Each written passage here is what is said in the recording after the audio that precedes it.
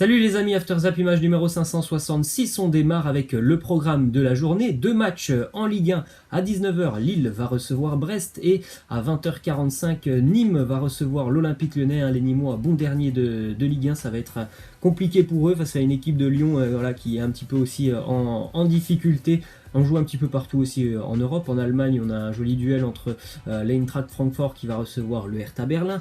En Espagne aussi, un très beau match. L'Atlético Madrid se déplace du côté de Villarreal. Et puis, un très très gros duel de haut de tableau, là, pour le coup, en Italie. Le leader, l'Inter Milan, reçoit l'AS Roma. Les deux équipes sont très très en forme. On continue avec une déclaration de Rudy Garcia à l'aube de ce déplacement du côté de Nîmes ce soir. Il nous dit: les garçons doivent garder confiance, il faut enchaîner les victoires. On doit être encore bien meilleur, les résultats impliquent la confiance. Il faut gagner à Nîmes avant Leipzig. On a besoin de prendre les 3 points, bien évidemment. Lyon, ce soir, n'a pas vraiment le droit à l'erreur du côté de Nîmes. Étant donné la forme actuelle des Nîmois, je pense qu'une contre-performance lyonnaise serait vraiment très très mal vécue par tout le monde du côté de Lyon. Puis aussi par les supporters. L'accueil a été déjà assez compliqué pour les Lyonnais face à Lille en milieu de semaine, ou en tout cas à la fin de match. Donc ça serait très très compliqué pour Lyon s'il n'y avait pas un résultat positif du côté de Nîmes. Et c'est surtout aussi la préparation pour la semaine prochaine, le gros duel face à Leipzig qui va nous dire si Lyon va continuer son aventure européenne. Donc il faut vraiment que Lyon reprenne de la confiance. Et Nîmes, quand même, normalement, c'est l'adversaire qui peut te remettre en confiance étant donné la forme actuelle des Nîmois qui sont en train vraiment de galérer. On continue avec une prolongation de contrat du côté de Montpellier. Ambroise Oyongo prolonge l'aventure avec les Montpelliérains, titulaire quasi indiscutable de Michel Derzakarian. Je ne l'ai pas vu cette semaine, j'étais à Dijon pour voir Dijon-Montpellier. Il n'était pas sur le terrain, Ambroise Oyongo, mais bon, je crois que c'était simplement la deuxième fois de la saison qu'il n'est pas sur le terrain. Le jeune latéral qui est assez explosif. Il y a toujours des très bons joueurs du côté de Montpellier, des très bonnes trouvailles. Ensuite, on a une source interne à la Fédération française de football qui a cité pour le quotidien La Provence que Dimitri Payet était déjà revenu en équipe de France, ce qui signifie qu'il peut toujours y revenir. Didier Deschamps l'avait d'ores et déjà dit, je crois il y a un petit mois, il avait dit bien évidemment, Dimitri Payet est un joueur qui est toujours sélectionnable. Il essaye en plus, je pense, actuellement de mettre toutes ses chances de son côté. Dimitri Payet, il fait de bonnes performances avec l'Olympique de Marseille. Après, on va pas se mentir, Dimitri Payet, il part quand même avec quelques points de retard par rapport aux autres joueurs de l'équipe de France qui sont installés depuis maintenant quasiment 2 ans, voire un petit peu plus. Dimitri Payet, c'est vrai qu'il est un petit peu en retard, mais bon, bien évidemment, s'il fait une très grosse saison, ça restera une option sérieuse pour revenir avec les Bleus. Ensuite, déclaration de Diego Simeone, l'entraîneur de l'Atlético Madrid, qui nous parle d'Edinson Cavani. Il nous dit: je ne parle pas de joueurs que nous n'avons pas, des situations comme celle-ci apparaissent toujours et nous parlons de ce que nous avons. Donc voilà, il écarte pour le moment la piste Edinson Cavani. Il est vraiment concentré sur son équipe qui a quand même beaucoup de mal à gagner en Liga, l'Atlético, qui enchaîne beaucoup de matchs nuls en Liga, mais ça gagne pas beaucoup pour les joueurs madrilènes. Et d'ailleurs, ils sont déjà un petit peu décrochés par le Barça et le Real Madrid, et même un petit peu aussi par Séville. Donc c'est un petit peu une année morose, et surtout offensivement, ils cherchent beaucoup de solutions. Une piste intéressante d'ailleurs pour l'Atlético Madrid, puisque les Madrilènes songent également à Olivier Giroud pour ce mercato hivernal. Après, là aussi, c'est une question, est-ce que Chelsea va laisser partir Olivier Giroud? Ça, on n'en est pas sûr. Franck Lampard a déjà dit depuis quelques mois qu'il comptait sur lui pour cette saison.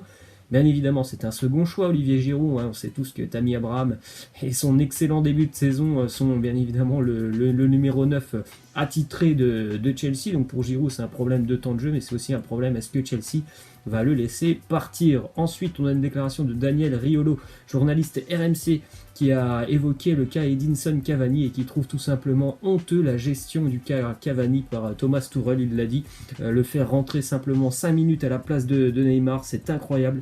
Alors qu'à Neymar, il lui cire les pompes, il lui range ses fringues, c'est horrible, c'est vraiment incroyable pour lui qui est le meilleur joueur, le meilleur buteur de l'histoire du Paris Saint-Germain. Je trouve ça vraiment honteux. Il a aussi dit que c'était vraiment un homme de très grande classe, Edinson Cavani, qui ne se plaint pas de son rendement, de son traitement du côté de Paris. Il ne fait aucune sortie dans la presse. C'est pas le style du bonhomme, mais il aurait de quoi quand même, parce que depuis le début de saison, il vit quand même des heures assez compliquées avec le club parisien. On continue avec quelques infos en Angleterre. Déjà, une déclaration de Gareth Bale sur son ancienne équipe de Tottenham et d'ailleurs l'entraîneur qu'il connaît aussi assez bien, José Mourinho. Il lui dit: je pense que Mourinho a déjà gagné beaucoup de choses. Tottenham veut gagner des titres. et je ne pense qu'il n'existe pas de meilleure association que Mourinho et Tottenham pour tenter de gagner des titres. Là, il a donné son petit avis, Gareth Bale, peut-être que d'ailleurs, hein, l'année prochaine, pourquoi pas, c'est une piste intéressante.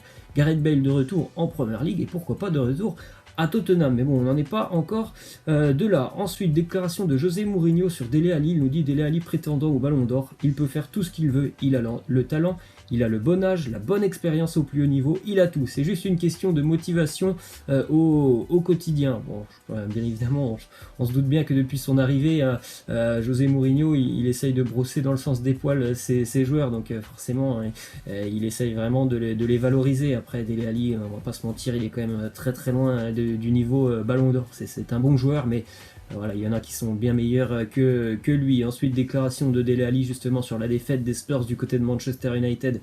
C'était mercredi, il nous dit: nous n'avons pas perdu contre Manchester, nous avons perdu contre nous-mêmes. Notre attitude, nous n'avions pas assez faim, c'est peut-être un peu d'arrogance et de confiance excessive. C'est difficile quand même d'avoir de la confiance pour les Spurs, alors que c'était simplement 3 victoires consécutives, leur petite série depuis l'arrivée de Mourinho. Mais bon, peut-être que ça a été perçu comme ça, hein, du côté de l'Angleterre. En tout cas, c'était plutôt une défaite surprenante, hein, parce que Tottenham était quand même dans une forme assez intéressante par rapport à celle de Manchester United. Donc continue avec la une du quotidien, l'équipe qui annonce, hein, pour Paul Pogba le chant du départ. Pogba a toujours des envies de départ, il pense toujours au Real Madrid, et il pense surtout au Real Madrid pour le mercato hivernal. Il ne se voit pas terminer la saison du côté de Manchester United.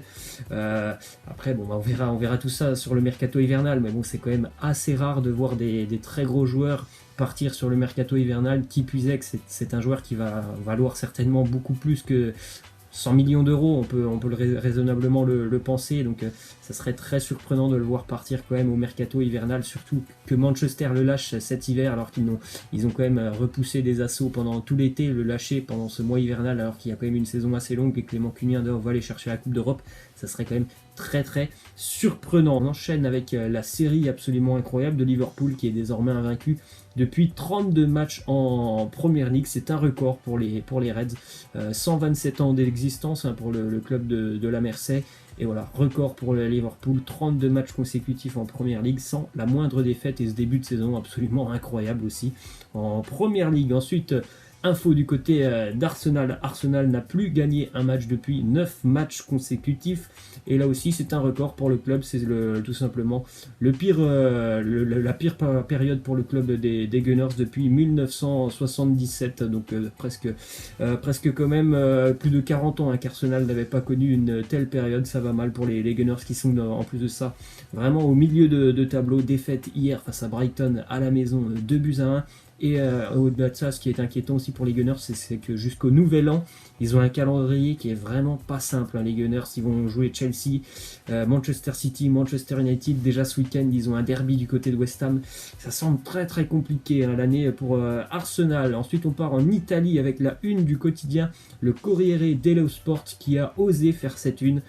Black Friday, hein, la semaine dernière c'était le Black Friday officiel, et eux ils ont fait une Black Friday en mettant en image Romelu Lukaku face à Chris Smalling. On en a parlé tout à l'heure. L'Inter reçoit la Roma dans un alléchant duel, et c'est quand même, franchement, je trouve que c'est vraiment honteux, hein, la une du quotidien italien. Donc il y a déjà plusieurs clubs, hein, qui ont décidé de boycotter les journalistes du Corriere dello Sport, qui se verront donc fermer les portes, hein, à chaque fois qu'ils voudront se présenter du côté de la Roma et du Milan. Ils ne pourront pas rentrer dans le centre d'entraînement. Déclaration du côté de Antonio Conte, l'entraîneur de l'Inter, qui nous dit qu'il faut faire très très attention à la Roma. Fonseca démontre qu'il est très bon en Italie.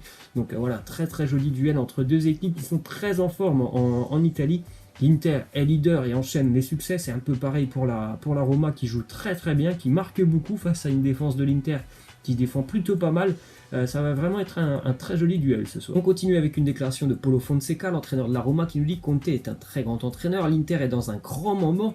Ils ont une idée de jeu précise sur laquelle ils travaillent beaucoup. C'est un match très difficile. C'est vrai que c'est un match très difficile pour les Romains. C'est un déplacement. Mais franchement, la Roma a des armes et peut répondre à la puissance de l'Inter. Tirage au sort de la Coupe d'Italie. L'année dernière, il y avait eu beaucoup de grosses écuries italiennes qui avaient toutes été sorties assez prématurément de la Coupe d'Italie. C'est pas du tout le cas cette année. Tous les gros en Italie sont présents. Donc on risque certainement d'avoir des quarts de finale assez intenses avec de très jolis duels. Bon, pour les huitièmes de finale, il y a quand même des matchs match assez ouvert et plutôt déséquilibré entre équipes de Serie A. Ensuite, on a une déclaration de Luis Suarez sur le Griezmann, qui nous dit il se sent très très bien, il est très à l'aise, il a reçu un très bon accueil dans le vestiaire, tout le monde lui a vite fait comprendre qu'il venait pour nous aider à gagner des titres. Bah, tant mieux si le vestiaire l'a très bien accueilli. Ensuite, on termine avec cette image de légende. 4 grands joueurs qui sont présents sur une même photo. Beaucoup de classe sur cette photo. Andrea Pirlo, Robin Van Persie, Francesco Totti et Samuel Eto'o. Voilà les amis, c'est la fin. Je vous laisse, je vous dis à la prochaine. Ciao!